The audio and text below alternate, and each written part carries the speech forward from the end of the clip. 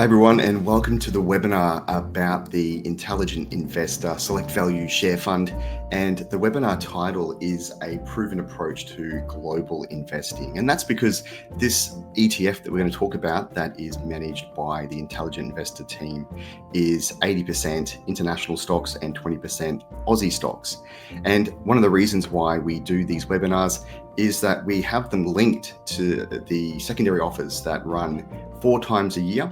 So each of our 4 funds gets a chance to actually be put forward in these different offers. Obviously, there's the important information there. So everything we discuss in the webinar is general advice only. Remember that past performance doesn't always equal future performance, and always read the product disclosure statements as well. Okay, so if I take you through, just quickly talk about the secondary offer. And the secondary offers are put there so that if you want to join or get part of the Intelligent Investor ETFs, in particular the Select Value Share Fund, you can actually be part of this offer, and it runs from the 17th of February, which was just the Monday, and it's going to run until the 28th.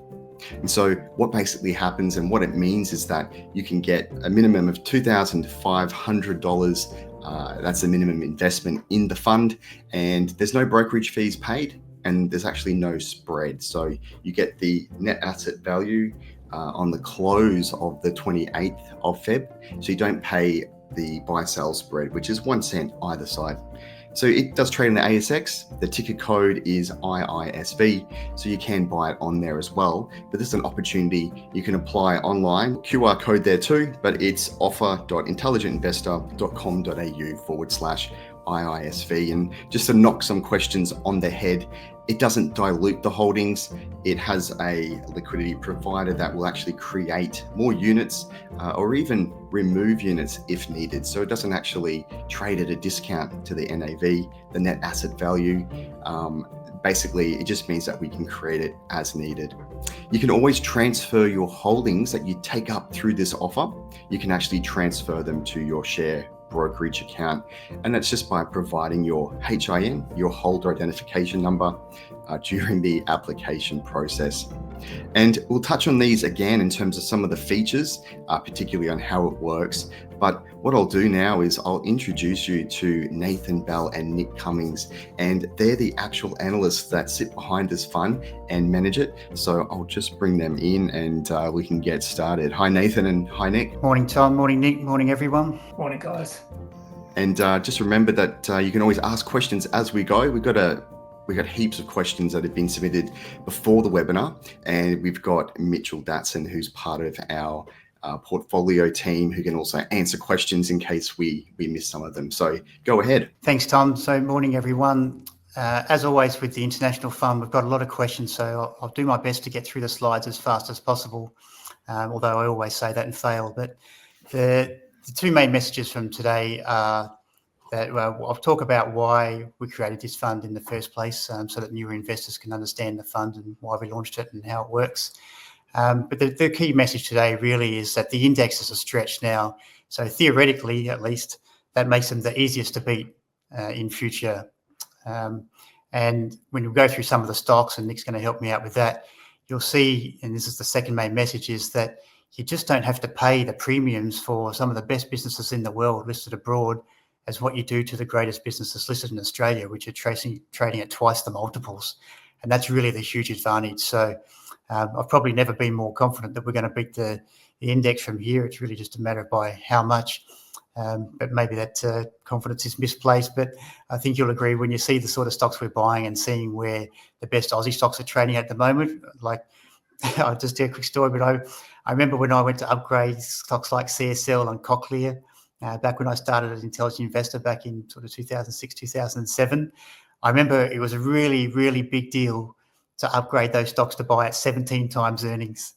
And it's just laughable in the current environment. CBA trades at 27 with 2% growth, and the tech stocks are trading at anywhere from 50 to 150 times earnings. So, and some of them are growing rapidly and they're great businesses, but it's just amazing how things can change in what is a fairly short period. So I just, in lieu of time, I just want to skip through some of the process slides, and you can, when you get a copy of the slides, you can read those for yourselves.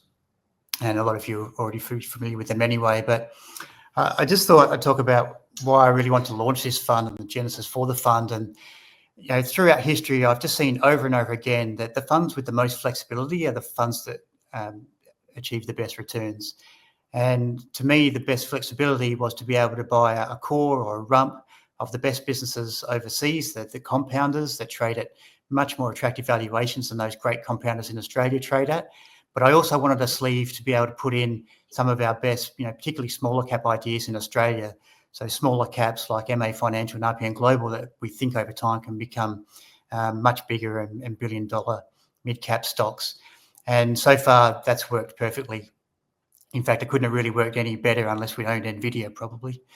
So that was really the genesis of the fund. And then we're very lucky to get Nick with his international experience as well. And he's having more of an impact on the fund with some of his unique ideas as well as time goes on. So everything's going really well. And even though we're only 2 years in, I think the theory for the fund has already proved itself. And I'm going to go through a bit more detail on that in a second. We also wanted a bit of room to have some value stocks. Ideally, we just want to own stocks that I said from the get-go that we just wanted stocks that were essentially buy once and then hold. And so they're just one decision stocks. Now, obviously, in reality, the world changes, businesses change, and you've got to make changes to the portfolio, even if it's just for portfolio sizing or management reasons. But there's a couple of value stocks in there, so that they're not the great compounders necessarily, but other than Mineral Resources, which ironic is one of the Australian stocks we included. We've got another value stock there I'll talk about in a second. It's doubled and still only trades at 13 times earnings. And so, not every stock has been a winner in the fund, but the most pleasing thing is that we've done it differently. We haven't just owned the Magnificent Seven. Our proportion of the portfolio invested in those is pretty small, certainly much, much lower than the index. And I'll talk about some of the names in a second. And that last 2 points is that most of the stocks we'll ever buy will be listed in the US because you can actually get global exposure through those exchanges. And it reduces the risk as well, because if you've got, say, we've got a very small holding in a company called Afia, which is a Brazilian stock, and that's listed on the NASDAQ. And at least then the company still has to report on US standards and comply with all US regulations. So that's a real benefit. And then the last point there is you won't see us investing much in Asia. There's probably a case to buy China at the moment or buy an ETF and get some broad exposure for a bunch of different reasons, but we haven't done that. But you won't see a lot of exposure to Asia. I've just found in my experience it's just too risky, too difficult, and we just don't need to do it, especially when you've got the whole world to pick stocks from. There's plenty of opportunities.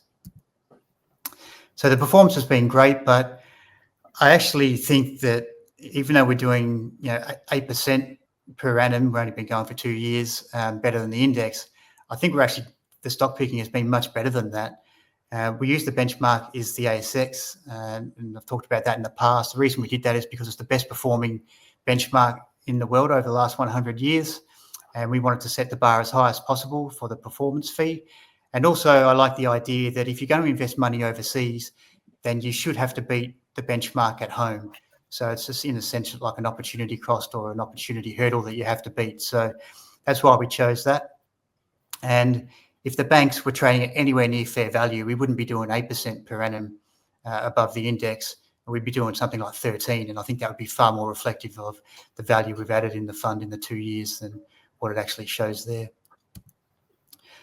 The thing I'm most pleased about, though, is we just haven't owned the Magnificent Seven. We've had a really broad array of stocks that we've got our returns from. So it's very different from the US index or the MSCI, very different, obviously, from an Australian fund. And obviously our strike rate has been very high because we've been in a very good environment and our stock picking has been excellent. So I just thought I'd very quickly, there's some of our biggest returners. So you can see there's a little bit of representation from some of the familiar names like Amazon and Google, which are in the Magnificent Seven. But you've also got MA Financial, which reported this morning. So I'm not sure how that's traded yet. RPM Global, which is an absolute minnow. It's quite funny. Amazon, $1 trillion, or Google, $1 trillion businesses there next to RPM Global, which is like $500 or $600 million business. But then you've got Mastercard and Visa, which are a core of our fund, and we'll talk about those. But if it wasn't for essentially one risk that's out there, I'd love to have 10% each of those in the portfolio. They're just astounding businesses.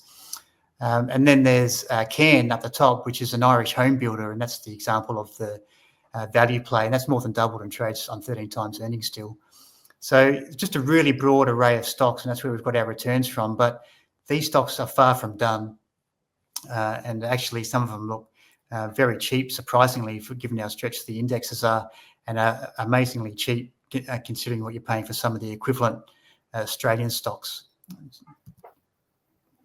So just a couple of other things. This portfolio or fund is more diversified than what our other funds have been. We typically run with 20 to 25 stocks in our other funds.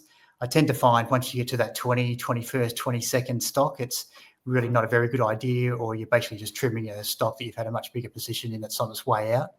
So it really makes you focus on your best businesses, but at the same time, it also makes sure that no one stock is going to mess up your returns. And we've actually run with about 35 stocks, and to start with, we've really struggled to keep it to 35. But I think that's actually the perfect number, and we've had an opportunity to potentially increase that in the PDS. But 30 stocks at an average of 3.5% spread amongst the sort of businesses that I've already described is you're not really going to get any less risk than that in an equity portfolio. Again, we're buying US listed stocks at times, but their actual underlying business exposure is not just to the US. At the moment, we've hedged the currency, our US dollar currency. So that hasn't been a big gain for us like it has been with a lot of other funds. So there's a tiny bit of currency benefit in our returns, but not much. And our currency tends to follow the iron ore price, which is reasonably strong at the moment. But if the Aussie dollar snapped back, that wouldn't be a deficit for the fund at the moment. And I think this last point is really, again, I've repeated myself, but this is probably the most important message of today's presentation, is that you're actually able to buy the Magnificent Seven from anywhere from about 25 to 35 times earnings, even a little bit less. Yet to buy the equivalent stocks in Australia, they're trading at 50 to 100 times earnings. And that's an enormous difference. And I'd say some of those businesses that are easily Australia's best businesses, at least for the moment, you're going to have to own them for a long time to at least justify those price to earnings ratios. And they're inferior businesses in the most part compared to the stocks we own. So there's two big differences. Not only are they riskier businesses, but they trade at twice the multiple, if not more. So just a couple of points. I've already said this, but all the major indexes in the Western world are stretched at the moment. That's Australia and the US. But it's really come down just a couple of sectors. In Australia, it's really just the tech and banking sector, and everything else has been left in the dust, as you can see from the returns on our Australian funds at the moment. But also, again, I've just listed some. They're not necessarily directly rivals, these stocks, but they're either similar stocks or similar types of stocks. And, I've named some of the stocks that we own compared to, their sister stocks in Australia, and the multiples are just chalk and cheese. I won't go through them here, but, I think I've made the point. So I'm going to get Nick to run through 3 stocks in a moment, and then we'll take some questions. But I just wanted to provide an update on Fairfax. This is a good example of the sort of stock that's, again, not a Magnificent Seven stock. It's not a tech stock. It's essentially the Berkshire Hathaway of Canada. It's our biggest holding in the fund, which is the main reason I want to mention it. It's almost doubled since we bought it, but it's up 5-fold since COVID. And even though it's called the Berkshire Hathaway of Canada, the guy who founded it, Prem Watsa, he's also known as the Warren Buffett of Canada. And for a long time, this company's been around for decades. If you go way back to the sort of 90s, the price to book ratio got crazy, and then the share price came back down to reality. It was nothing to do with the business, and it sort of recovered and did really well, particularly through the GFC. Prem was really well prepared, and it went gangbusters. But he then thought that another GFC was coming, like many people did in around 2014 or 2015. So he took out a lot of hedges across. And so bear in mind, this is an insurance business and with a big equity portfolio. So what he did was he decided to hedge the portfolios again, like he did during the GFC. But instead, this time, the market just kept going up. And this was really painful for the earnings of the business. And so the stock was really in purgatory for a number of years. Prem lost his reputation as the Warren Buffett of Canada, and the stock just languished and basically just got forgotten. And that's why it got down to about $400 a share during COVID. But it was exceptionally cheap. And by the time we launched the fund, it was about $1,200. Now it's $2,100, I think. But you'd think, if it's gone up 5 times, well, you think the multiple must be 40 times or 35 or 50 times earnings. And yet it's not. It's trading around 9 times earnings, 1 times book value, and return on equity at the moment, according to our software, is around 20%. Now, that will move around a little bit due to the nature of the business, but that hardly screams fair value to me. So I think this stock is in a period of a decade long, at least, re-rating as people come back to the stock. So it's a very safe business. It's expertly run. It's a founder-owner. Founder-owners have been a little bit tarnished. Founder managers have recently with what's gone on in Australia with MinRes and WiseTech, but it's still what I think is one of the last free kicks in the market, is to back those sort of guys in a diversified portfolio. Obviously, it doesn't mean every stock's going to work, and you don't want to just make a bet on the jockey all the time. It's the quality of the business that matters most. But again, it's just another good example of how a well-run business survives decades and invests for the long term, and that's why the company's still going strong after 30 or more years. The other issue with the business that I think is keeping some people away is there's been a big benefit to the company from interest rates going up, and there was a feeling that there's going to be some sort of problem with the economy and interest rates are just going to go way back down and crush the earnings again. But I just don't think that's going to happen, and I think people are actually missing the value that's being created in the underlying business, whether it's exposure to India through its fund and the fees that come from that, or owns, I think, a quarter of or more of one of the best airports in India, and it just has some wonderful assets that I think are being overlooked as people focus on macro things. And you really got to be careful investing not to let those macroeconomic concerns override the fundamentals of the business. So that's Fairfax. So to me, that's just a really good example of just not necessarily a familiar business that's exceptionally cheap and just a much higher quality and much cheaper business than you can buy in Australia. So with that, now to some more familiar names, and I'll hand it over to Nick. Thanks, Nath. Yeah, so Visa is a company that most of you will know. You probably have one of their cards in your wallet, and it's a stock I've covered and followed for over a decade. It's still one of the highest quality and most resilient businesses we can find anywhere in the world. So it operates in a duopoly with Mastercard, which we also own. And essentially it takes a small clip of every time you tap your card, phone, or even services like Afterpay. And the beauty of this is merchants are pretty much locked in because there's 4.7 billion Visa cards outstanding. Merchants have to accept it. They also have to accept Mastercard. If they didn't, the consumer would walk next door and they'd lose their business. Another feature is credit risk. There's no loan losses and Visa takes no credit risk. And this is very different to a business like American Express, which also operates a payments rail. Visa also cleverly shifts the customer acquisition costs and customer servicing costs for things like replacement cards to the banks. So they don't have to pay any of these costs. That's borne by the banks. And essentially this just makes them very capital-light businesses, and each incremental time you tap your card or each incremental transaction really drops to the bottom line. So return on equity has been 50% for, I think, almost a decade. And operating margins are now over 65%, which is some of the best you can find anywhere in the world. And the good thing here is the opportunities that, or the growth that has driven the business over the last decade is still here. So the transition from cash to card is only about halfway done. We think the next sort of 50% will be driven by emerging economies, which are a bit behind countries like Australia.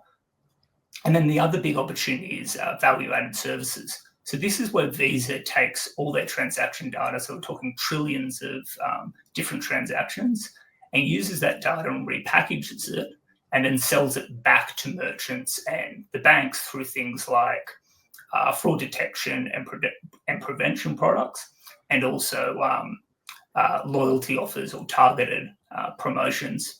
And we think that really underpins sort of a mid-teens earnings per share growth profile, very similar to what Visa's achieved over the last decade. And we can buy the business today at around 24 times earnings looking out a year or two, because there's a bit of regulatory overhang. The Department of Justice in the US is trying to reduce debit card fees. This is only around, I think it's about 15 to 20% of Visa's business, but we think at most they can probably lose 2 to 3% of revenue, even if this if the Department of Justice was successful in proving that it's a monopoly. But we think that's Visa is growing at sort of double digits each year, so we think they can wear that. And essentially, we're buying a business around a market multiple that we think is much better than the overall market and more resilient than the overall market, with far better growth. So that looks quite attractive to us. Maybe Visa should relist in Australia. It'll trade at 75 times earnings. Yeah, that's right. Yeah, it's cheaper than CBA at the moment, or about the same multiple, which is kind of crazy. Nick, can you just quickly explain what the difference is between Mastercard and Visa? Yeah, so they're pretty similar businesses. The big difference is Visa is a bit more US-centric. So about 45% of the business comes from the US for Visa, and about a bit over 50% from the rest of the world. Mastercard, that split is about 30% from the US and about 70% from the rest of the world. And that's probably why Mastercard actually trades for a higher multiple. They have experienced high growth over the last few years. And they have also gone into that value-added service segment that I described prior. They're pushing there harder. So that's about 25% of their revenues. And for Visa, it's about 15 to 20%. So that's probably the big differences between the two.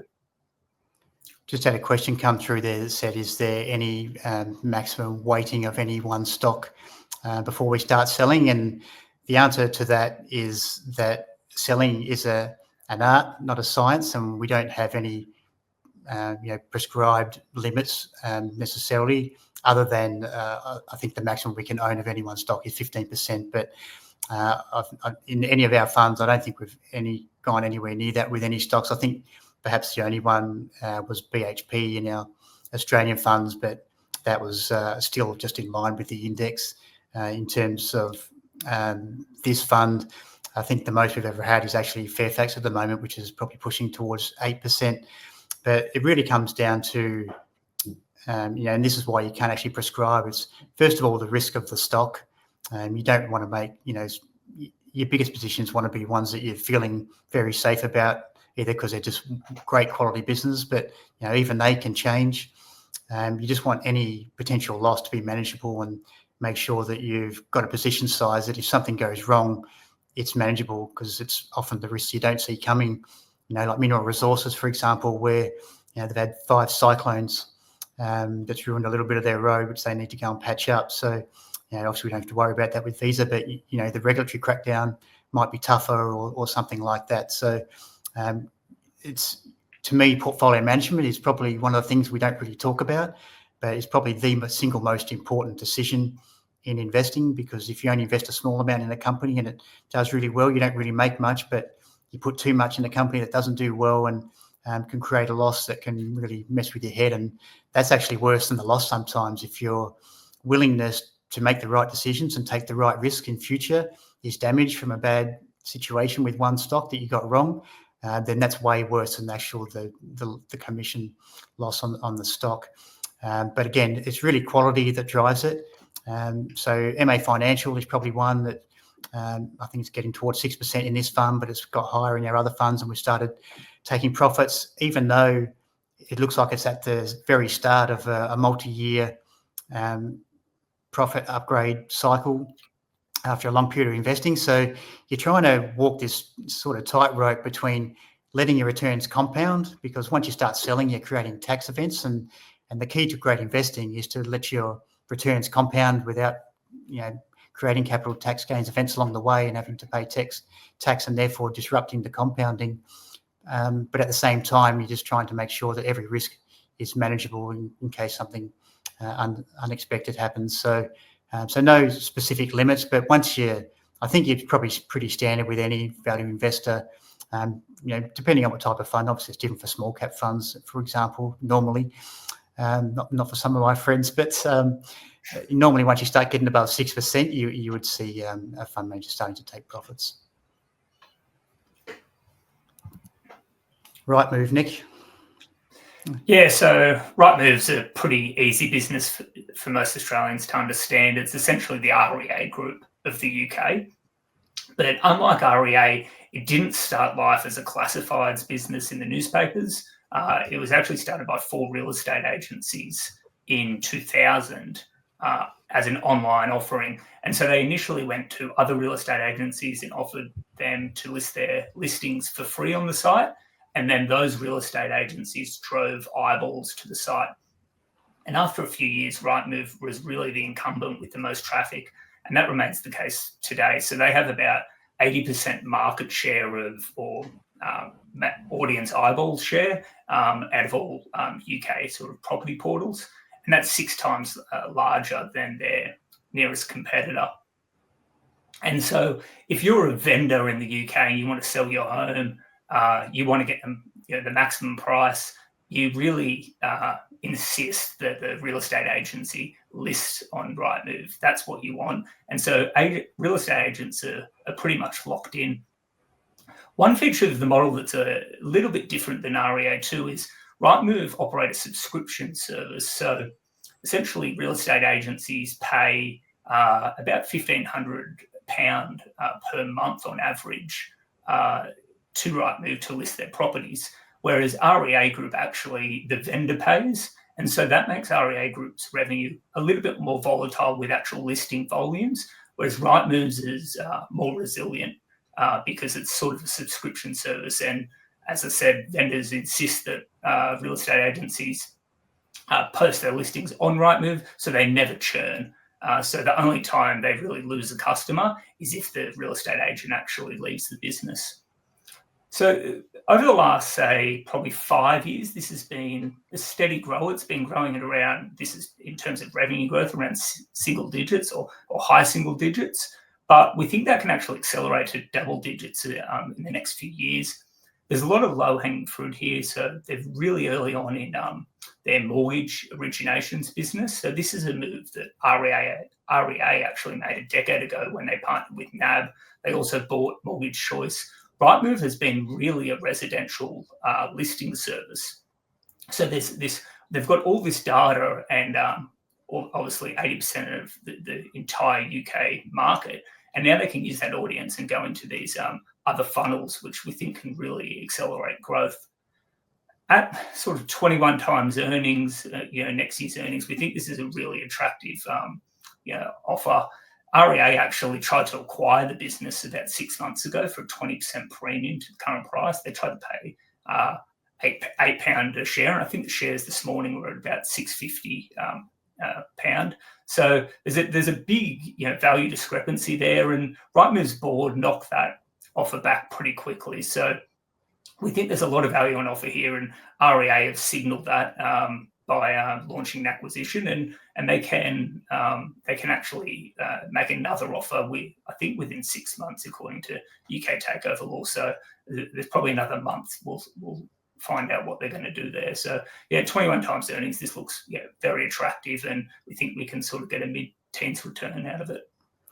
The UK market generally has been pretty depressed compared to other markets, but I think there's also a new competitor that's probably worried a few people.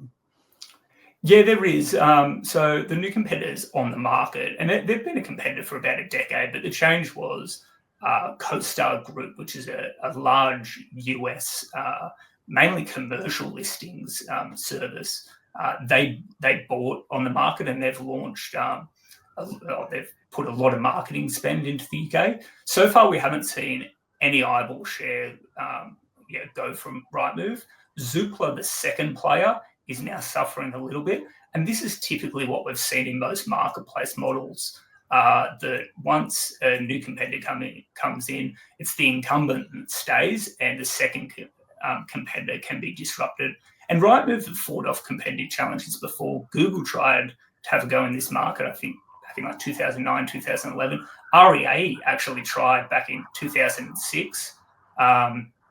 And who was the other? You've had Purple Bricks. Zoopla was well funded a couple of years ago. Like they've fought them all off. So I'm not too worried about that competition. But that's probably why we can buy it a bit cheaper than some of the other good marketplace businesses around the world. I mean, REA Group, just for a comparison, trades at 60 times earnings. So it's a huge discrepancy there. Haven't heard that name Purple Bricks for a long time. I remember that was was a huge commotion when that stock came out. It's like the next REA Group. CME Group, Nick. Yeah, so CME Group, this is the world's largest derivatives exchange. And essentially it allows traders to buy and sell futures or options on really massive markets. So think like US government bonds, treasuries, Fed funds rate, copper, oil, and even index options on, say, the S&P 500. And unlike a typical stock exchange, it doesn't have to convince companies to list on its exchange. So there's no companies listed here. And it doesn't suffer if one of those companies that was listed were to go private.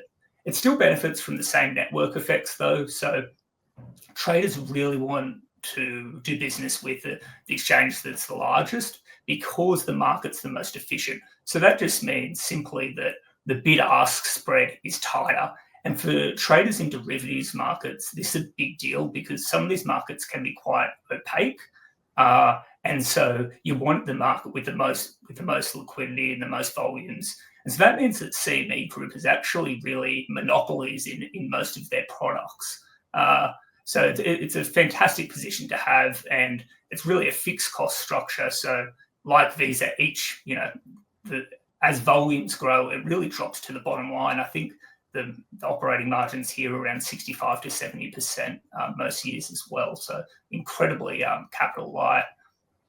Another feature that we like is the management team. It's led by Terry Duffy. He's a CME veteran. I think he became executive chair in 2002, really pushed them to go digital, so off the trading floor. And he led several successful transformational acquisitions of the New York Mercantile Exchange and the Chicago Board of Trade. And he's also kept a very clean balance sheet. And so this is unlike a lot of other exchange groups, which typically run with a fair bit of debt. So this really puts CME Group in the box position if there was an attractive asset that came up for sale. Volumes here are volatile year to year.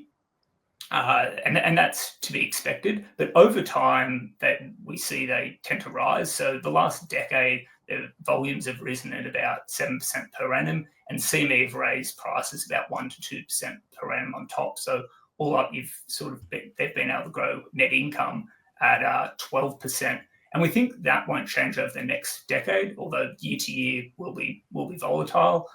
In their main business, interest rates, their interest rate complex, volumes tend to follow government bond issuance. So the US is in really a structural deficit. And as those deficits rise and government bonds issuance continues to increase, CME's volumes should benefit. It's also really it's a bit of a hedge to CME Group. If markets are volatile, there tends to be a lot of trading activity, and CME Group tends to do well in those periods as well. We're buying the business because there's a potential new competitor that's been around for around 6 months now and is trying to take market share in the interest rate space. They've been pretty unsuccessful so far, and CME sort of fought them off. And 6 months ago, the stock was sort of down to, I think, $200. It's now back to $250 because I think the market's now starting to appreciate this. But we're still buying it for 23 times, and it's paying us a 5% dividend. And this is a stock that actually hasn't done a lot over the last sort of 5 to 7 years. So we think there can be a catch up because the earnings have done quite well over this period. And again, like Visa, we think this is a more resilient and better business than the average business you find on the market. And we're buying it for a below market multiple with a growth profile that we think is above the market. So it looks pretty attractive. I think one of the important things, although there can be some cyclical elements to some of these businesses, CME is somewhat opposite. It's more if there was a bear market, for example, or something on in credit or interest rate markets, the increased activity helps provide some ballast to the portfolio, because that's actually good for the company, unlike most other businesses. And particularly you compare that to a typical Australian portfolio where over 50% of it is invested in highly cyclical resources, stocks and banks. This is very different. The key part of the analysis is all around the competitive moats surrounding these businesses. And it's not like there aren't any risks. There's risk to every business, but you own a portfolio of 20 to 30 of these and you're going to do well over time, especially when you're paying these sort of prices. There's heaps of questions coming through, which is fantastic. And Mitchell is on the side there trying to answer them. Some in case that you, maybe if you're following us on YouTube or one of the streaming services, you may not see all the questions being answered. But Patrick asked a good one. Can a non-Australian resident invest in this fund? And Mitch has answered and said, there's no restriction for investors based on their geographical location. And it does trade on the ASX, remember, and under the ticker code of IISV, but you can go through this secondary offer. And I'll put the URL up for that too, if you want to get it directly from us, which ends on the 28th of Feb. So that includes Tasmanians like me, Tom? Unfortunately not. That's, yeah, of course, yep. There's a special consideration for people from the Great Land of Tassie. I just want to make one last point on the slides, because I don't think this is particularly well understood, particularly by new investors who may not be familiar with ETFs. I think there's often confusion that they think our listed ETFs are listed investment companies or LICs. So Tom talked about at the start how our funds never trade at big discounts or premiums, because there's a market maker to make sure essentially the fund trades at net asset value. So that's essentially what you pay or receive depending on whether you're buying or selling units. But it's not the case where if you see that our funds aren't particularly liquid on any day, that doesn't have any reflection on the liquidity of the actual underlying fund. All that shows you is the demand and supply for the fund. And because we're a fairly small fund, you wouldn't expect a huge amount of liquidity in the units from day to day. But the actual liquidity of the fund itself, and obviously with the stocks we've talked about, they're giant stocks, so liquidity isn't an issue for this fund at all. But we do have to oblige very strict liquidity restrictions because under the ASX listing rules, and particularly with the Australian funds, they're very frustrating at times because we can't own a lot of smaller cap stocks that sometimes we'd like to.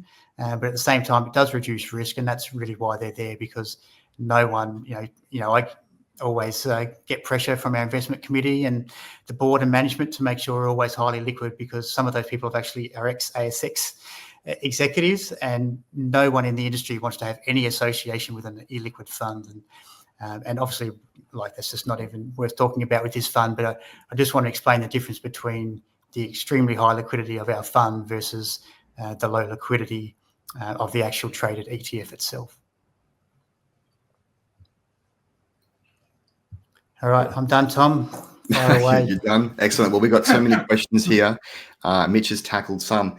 I'm going to go to one which looks very interesting because it's definitely something a lot of people are talking about, and it's your friend and mine, President Donald Trump from the United States of America. Do you have any concerns that the Trump chaos might cause a major correction in world stock markets? Murray asks. Well, the funny thing is most people don't want a correction in stock markets, whereas I'm desperate for one.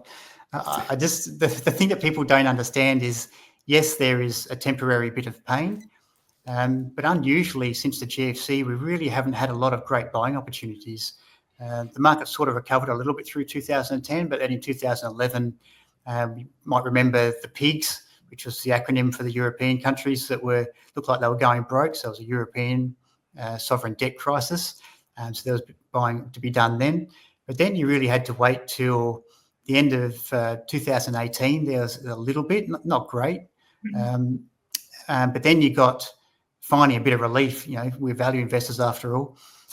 In 2000, I think it was late 2019 or maybe early 20, when the market fell very fast from COVID and all those fears. And obviously this fund wasn't around then, but in our Australian funds, which are struggling in this current environment because we're value investors, and the banks are just trading at crazy valuations, as are many other businesses, particularly in the tech sector.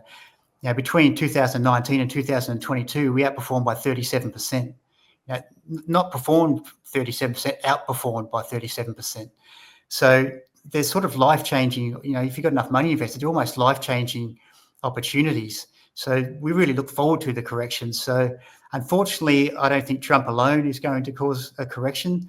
I don't really know what's going to knock this bull market over. I see areas where there's crazy stuff like the banks. It doesn't make any sense to us on valuation grounds, but the interesting, this is my personal point of view, and Nick might differ, but where the bubble is, I just don't think it's in the most popular areas that people are looking. And if you look at the Magnificent Seven, they're growing earnings very fast. Google's trading at a low 20s multiple. The threat is more around its competitive moat and whether AI can supersede it rather than the valuation itself. If it just keeps on going as normal, then it's extraordinarily cheap, particularly to the similar sort of stocks in Australia. So to me, the bubble isn't in the big popular stocks, or at least not most of them. It's more in areas of tech stock in Australia, the banks in Australia, and the second line, what I call the pretenders in the US. There's a lot of stocks that have gone up in the last 2.5 years, by many, many multiples, and they're trading at 100 plus times earnings. And I'd say there's definitely a bubble in those, but we don't own those. So if we get a chance to sell some of our businesses at good prices and buy other great businesses at just ridiculously cheap prices, bring it on.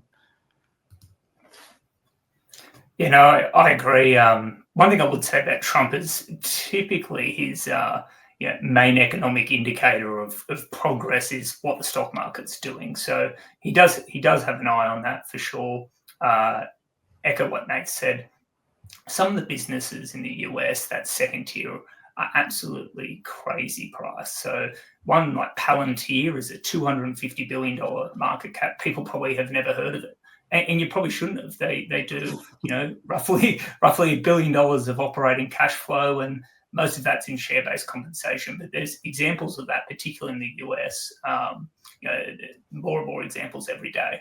And we're not in them. We haven't taken part in any of that. And I just look at our portfolio compared to the rest of the market. I think it's really well positioned. Even if we do get a correction, our businesses are really attractively priced. Sometimes you wish you were on the right side of these crazy bull markets and you own some of that stuff. Not that I'd be able to sleep at night holding them, but the fact that we've actually made our returns despite not owning those stocks, and that's what I'm most happy with so far. Yeah, it must be very difficult too. I know recently we had the DeepSeek in China come out, and we've had, Angus wrote a report around the AI and how that's going. Obviously, NVIDIA, we saw it drop too. So it's very difficult though. Talking about AI, there's a really good question here. And I was just going to bring it up, but I think it was talking about whether or not, your team is starting to use a bit more AI when it comes to research and to strategy. What impact will generative AI even have on your investing selection? You want to go first, Nick?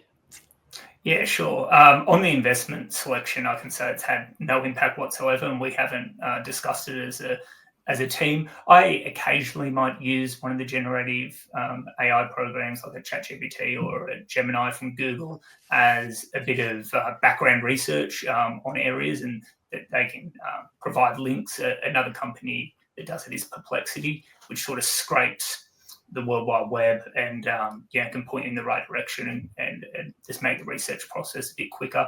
But I would say from a portfolio management point of view or a stock selection point of view, it's had very little impact on what we do today so far. I think, I've talked to a bunch of people about this because more people are using it, and it's always the case that people who aren't professional investors think, it's just become a minimum standard for research. Why aren't you including it? And the problem I have with it is there's been so much more data collected, over the last 20 years than ever before. So everybody has more data.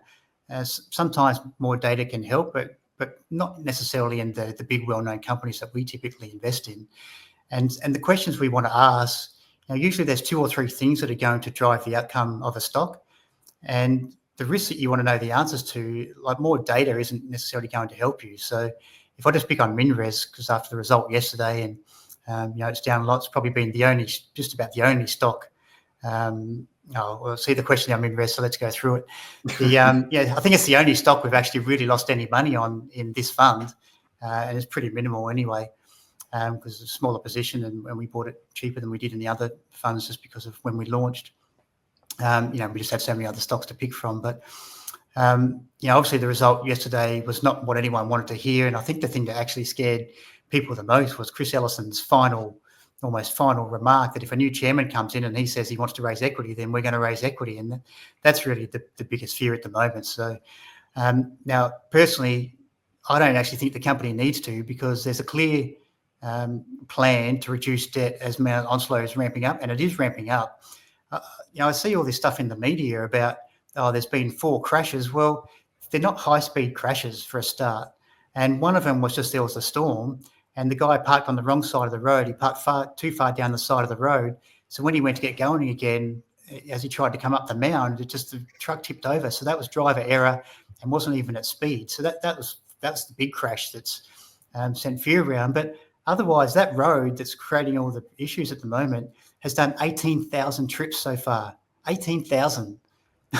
and they haven't had a high-speed crash or yet. I think the other one was just around a bend that was much closer to the mine. And the other 2 weren't really even on the road, I don't think. I think they were more around the mine. So, and driver error has been to blame for all of them. Now you've got to take face value. But if we were seeing out of 18,000 trips, I think it's amazing that we haven't seen one big flip at high speed or anything, let alone multiple ones. And the downgrade of the amount of tonnes that they're going to deliver as they ramp up Mount Onslow, that the cut is relatively small. And now they're going to put asphalt on the road, and maybe they should have done that first, but they have been unlucky. But the idea of being a good manager is that you build infrastructure that can cope with the unexpected. So that is a cost that MinRes has to bear, but it's fixable. They just got to asphalt the road. It's not complicated, and they just got to get it done. And it's going to take 5 or 6 months and a bit into next year. I think $230 million, which ordinarily would be a small amount of money. The problem is they've just got $5 billion of debt, and that's the market cap. But in addition to that, they're not like a lot of other industrial businesses that typically go and make a dumb acquisition, and then the earnings don't come through, big write-offs, and then they've got the debt still there, so they're absolutely forced to raise money. They've got no choice. Whereas MinRes isn't in that situation. There's actually a whole bunch of money of a bunch of different things I won't go through just for time, of loans that they owe to them from joint venture partners that are coming to them, nearly $1 billion. They could actually change the debt. They could push out the debt. They talked about that yesterday, how easy it is to do that. And they'll probably deal with that next year, but even though it's 2 years before the first debt is due to be repaid. But there's lots of flexibility over that. And they've actually got lots of assets to sell. There's $10 billion of assets on the balance sheet. Like, this isn't your normal company. So if they really want to just, knock, say, $2 billion of debt off the balance sheet and just calm everyone down, they can actually do that. The problem is they don't want to do that because they think they'll be okay just with Mount Onslow ramping up and can just do it naturally, with just the cash flow that's going to come from that as the year goes on and next year, without having to sell anything. But, they might be forced to, but maybe it ends up being a hybrid. Maybe they find $1 billion of lithium assets to sell, for example, or something like that, and then they raise $1 billion, and that puts the fears in the balance sheet away, even though it's dilutive. Because I can see what's going to happen here is the company's going to get through this really tough space at the moment, and because it's it hasn't failed to deliver. Like, the reason MinRes is such a great company is because of what it's delivered in the past. Technically it's an amazing company, what it's achieved. So what I expect might happen is they'll end up raising $1 billion or maybe a bit more at $20, and then in 18 months they'll be going, we've got all this cash, we're going to buy back the shares at $40. It's just I just don't want to see that. I'd be much happier if they sold off some of the lithium assets, but I know they're not as easy to sell as necessarily what the Albemarle takeover looks like. So that's the update on MinRes. What was the original point that I was talking about MinRes? Do you remember? AI I think. Oh, sorry. Yeah, that's right. So using AI. So like the questions I want answered about MinRes is Is it going to get to 35 million tonnes in September? Is the road going to be fine? Are there going to be cyclones next year? Are the transshippers 4 and 5 going to be no problem like transshippers 1, 2 and 3 have been? And then they're going to deleverage and they're going to avoid a capital raising. And in 12 months' time, we're going to be looking at a $50 or $60 share price and wonder what all the fuss was about. Now, AI unfortunately can't tell me that. So, but those are the questions that really investment cases come down to. And AI is not helpful in doing that. AI is much more helpful on just trying to, in my mind, at least the way I put it is just on a statistical basis based on history, it can give you potential outcomes. But that's not very helpful here. I think that's a very good point, isn't it? That's the thing about markets. They're living and breathing, and that's something that AI can give you some kind of idea about what to watch out for, what's happened in the past. But there's always something new, isn't there, coming in? And we've talked about Trump already. We've talked about the, obviously, environment, the, hurricanes, cyclones, everything. That's what makes it a bit more exciting, at least day to day for us. It's all about valuations and competitive moats, and the main issue in the market at the moment is that stocks are going up massive. Like, the markets have changed. That's the one thing I think really has changed more recently, and Nick might have a few comments on this, but you're getting these shorter cycles now and they're more extreme. So it's completely normal for a value fund like our Australian funds at the moment to be underperforming the market at this point in the cycle. We do it every time. What's different is that I never had thought in my wildest dreams or nightmares that it would be the banks that were the major problem, making our returns look crap. It's just, yes, I get, the REA groups and the Pro Medicuses, which is like a $30 billion business now. And I get all that. And that's, WiseTech's, that's fine. That's always going to be the case. But for the banks to have caused the most relative damage to our returns currently, I mean, that's, just ridiculous, but it's just what we sort of have to put up with because, and I think the other point of that is too, the best way to take advantage of the sort of way markets are working now is to find those stocks before the market picks up the great results in the algorithms. Because in the past, something like MAF to me is a good example where it's really just been sitting there, even though it's essentially been telling you that the earnings are going to rise rapidly over the next couple of years, and it's just sat there. And yes, over the last sort of 6 months, 12 months, it actually has started to rise finally. But you're just not getting all of the movement in the share price that I would have expected until the results are actually in, when the algorithms jump on. But once they jump on, because they can see what they're looking for, whether it's the revenue growth or the earnings growth or dividend, whatever it is, once it actually gets a hold of that stock, it's sending it to the moon. So it's a bit different to how things previously worked. So it's sort of frustrating on one hand, but it actually hasn't changed the way we invest, which is we always want to find great stocks before the market gets a hold of them, because that's how you make many times your money on them. There's a lot of questions about dividends as well. Tony's asking about how they're treated within the fund. And also there's another question here just from Henry asking what income's being distributed, if any, and what percentage rate. I was just going to also stress that if you do take up this offer, or if you already do hold this stock through your share broker or some other method, double check your distribution or dividend reinvestment in the share registry. The share registry's changed its name from Link Market Services to MUFG. So if you go to their website, it's still the same credentials to log in. You can do it through your broker sometimes, but just check to see if the dividend reinvestment is switched on. Obviously, if it's switched on, dividends that get paid out or distributions get reinvested back into this holding. But who wanted to have a crack at answering the dividend question? Look, I would never buy this fund for dividends, and I think most people know that. If you want big, fully franked dividends, I was about to say the ASX, but they're not big anymore. The market's only yielding 3%, amazingly. Normally it's about 5 or 6% when the banks are more normal, and obviously the iron ore prices come down, so that's cut the dividends for the ASX iron ore majors. So the franking credits are really valuable to some people, so don't buy the fund for that reason here. What we really want here is the best businesses over time are the ones that can reinvest their profits to grow and become much bigger and safer and more competitive businesses over time. And CME is a perfect example of that, even though you're actually getting quite a nice dividend at the moment. So obviously we do pay them out, but they don't come fully franked We have MAF in there, for example, which does pay excellent fully franked dividends, but it's a small component of the fund.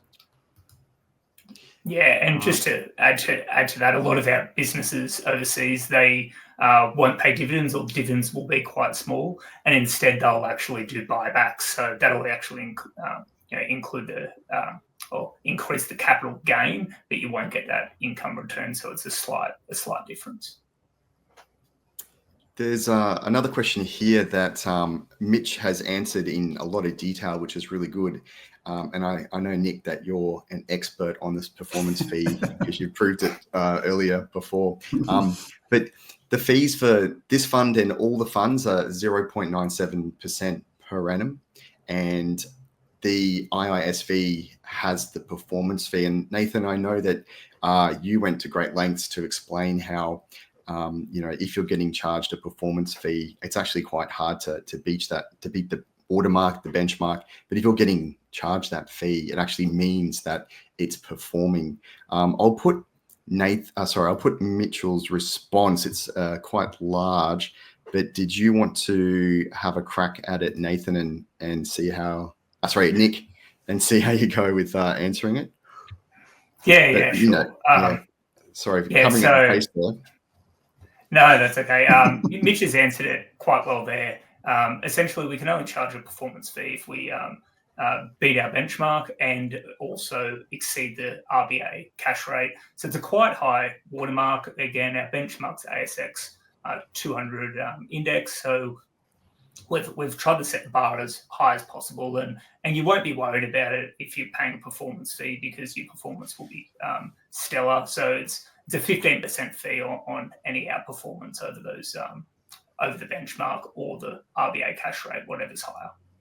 Yeah, the key thing I think for most people who may not be familiar with them or just don't like the sound of them is that I think the performance fees, and there are some shockers out there, absolutely, but they just they set artificially low performance hurdles for the hedge funds out there setting using the RBA cash rate. I mean, more power to them. But the main thing, the most important thing with our fee is that there's a high watermark and it's backstopped by the RBA cash rate. So basically that means you're not paying performance fees when, let's say, the market goes down 30% and we're only down 20%, you're not paying a performance fee. We've actually got to get the returns back above where we were before. So you're only sort of paying performance fee on the compound gains, if you like, and that's the most important thing behind the performance fee.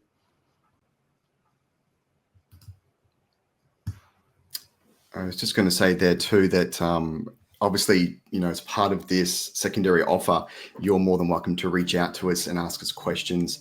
You can email info@intelligentinvestor.com.au, phone us. You can even book a call and speak to one of us about this offer, and we'll answer more questions. And we've gone through so many as usual. There's always little questions that come up on the side.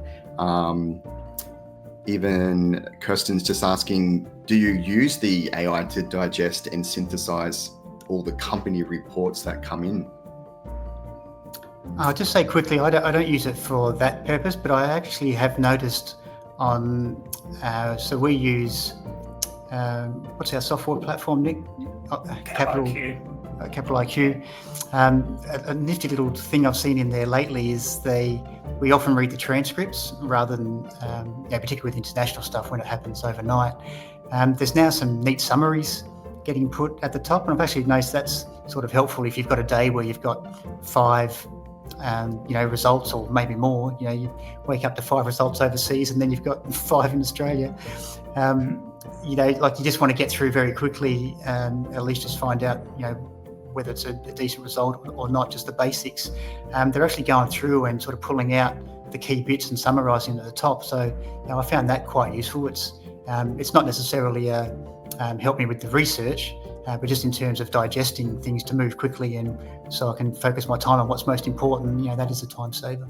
Well, we've reached the end of the webinar as well, where we've managed to finish it on time, which is fantastic. That being said, what we'll do is we'll get the webinar uploaded to the YouTube channel, and we'll also put it on the website, and we'll also attach the slides, because there are actually a few more slides after this that go through more companies in detail.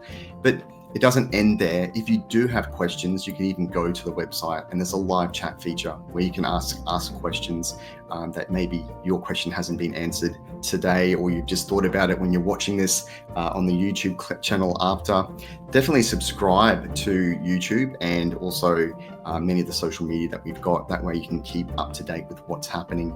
But Nathan and Nick, thank you so much for joining us, and thank you everyone that's joined us live to watch. It's been a very interactive session, and hopefully we've answered as many questions as we can. But thanks, Nathan and Nick.